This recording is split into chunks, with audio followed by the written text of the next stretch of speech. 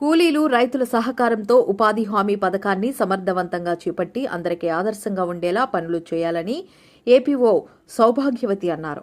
చిత్తూరు జిల్లా పులిచెర్ల ఉపాధి హామీ పథకం ఏపీఓగా సౌభాగ్యవతి బాధ్యతలు చేపట్టిన అనంతరం తొలిసారి బుధవారం ఉపాధి కార్యాలయంలో ఉపాధి సిబ్బందితో సమీక్ష సమావేశం నిర్వహించారు.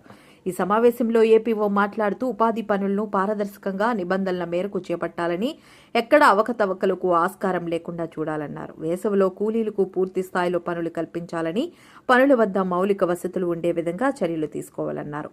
ప్రతి కూలీకి 100 రోజులు పని కల్పించే బాధ్యత మనందరిది అని అన్నారు.